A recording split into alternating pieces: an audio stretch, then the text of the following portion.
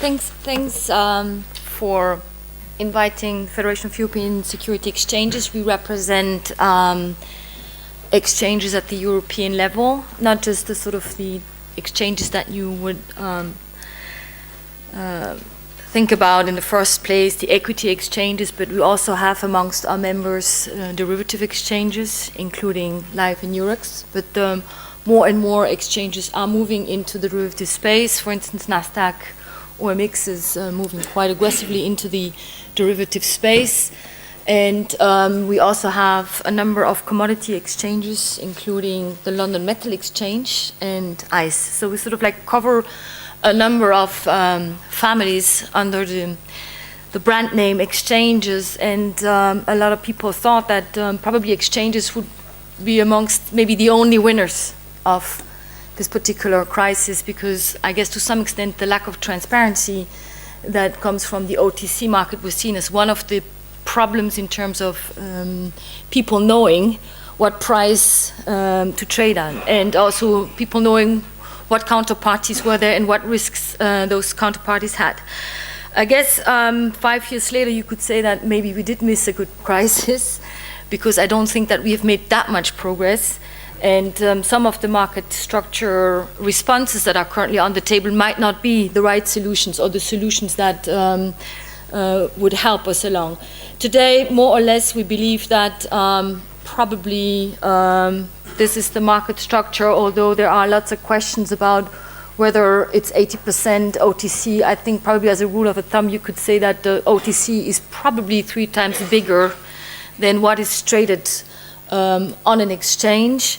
One of the recurrent questions, of course, is that we're talking contracts, so you're confusing the notional amounts, and you cannot really compare what is happening in the equity market with what is happening in derivative markets.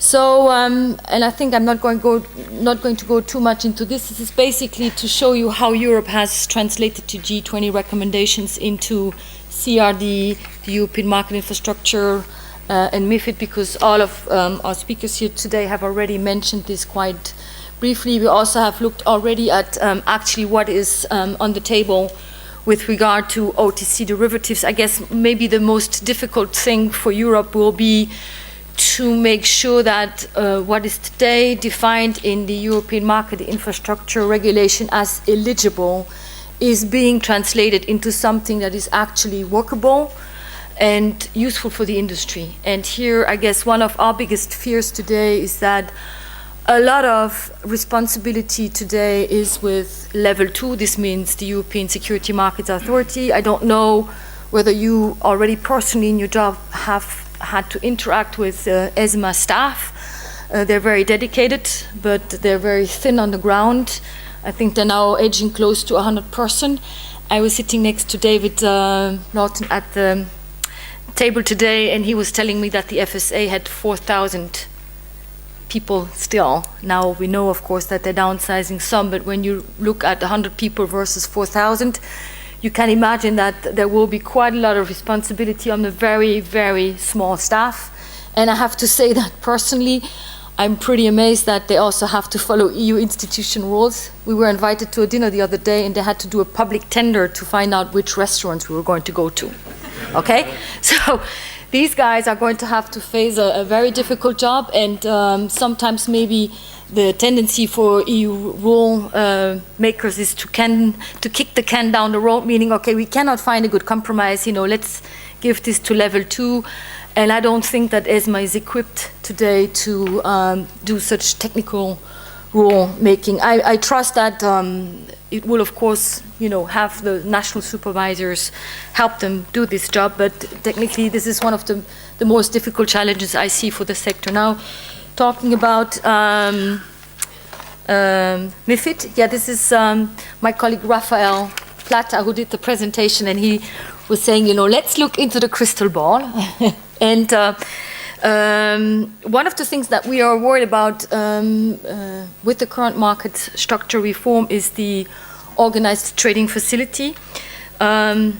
Basically, we were of the opinion that you don't need to add a new category of trading venues. We already have regulated markets. Those are the old monopoly exchanges.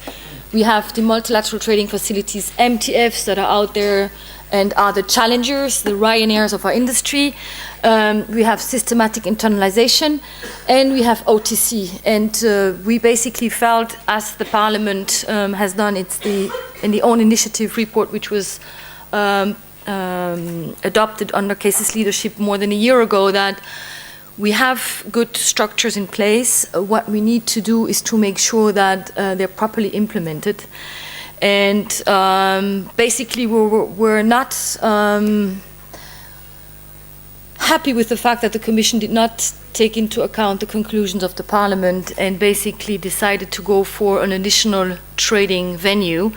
You should know that, for instance, in the equity space, a federation like my federation still has over 40 exchanges. Okay, amongst them you've got, as I said, commodity and derivative exchanges, but there's still a lot of players out there.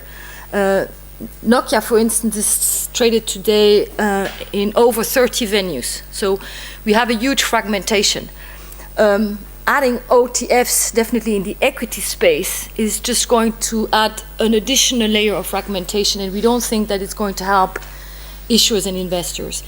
We have a question mark as to how useful the organized trading facility will be in the derivative space as well.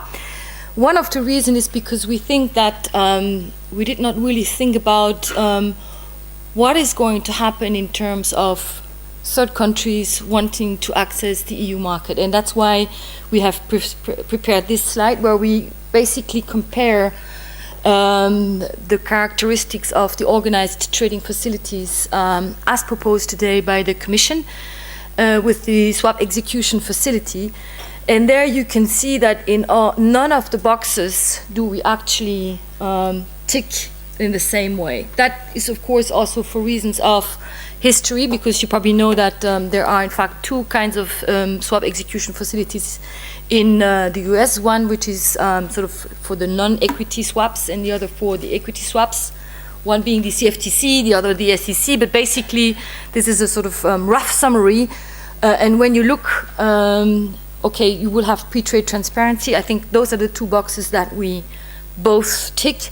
But then you go down, post-trade transparency for organized trading facility and SEFs, not the same solution necessarily. For access, apparently in the organized trading facility category in Europe, you can discriminate, meaning you can accept certain members and not others, whereas in the US it's non-discriminatory. For execution, this means you give the same outcome to each and every client according to the same method.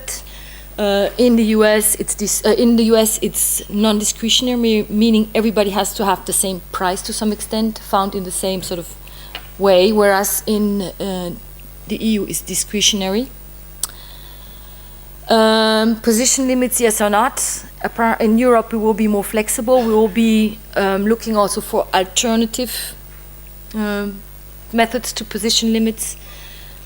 Propriety trading, there's a big debate, as you probably have already heard, between what is going to be allowed or not. And also transaction reporting, as our previous speakers have already singled out.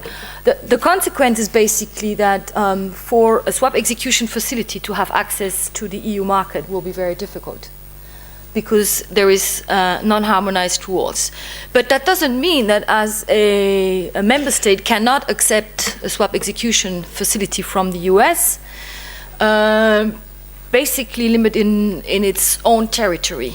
But we think that is not such a good solution, because basically post the Lisbon Treaty, we are in a single market, and liquidity should be treated in the same way all over, no matter whether trading is taking place in Germany or in France. And what we have also seen in the past is that when we don't have harmonization, there is always a tendency of member states to undercut the rules of others, to some extent to make them more attractive and hence less restrictive. So we really think that this particular aspect of the directive for OTC derivatives, but also for other products, needs to be worked on. And I think Kay has already started saying that the Parliament will be definitely looking at this particular aspect.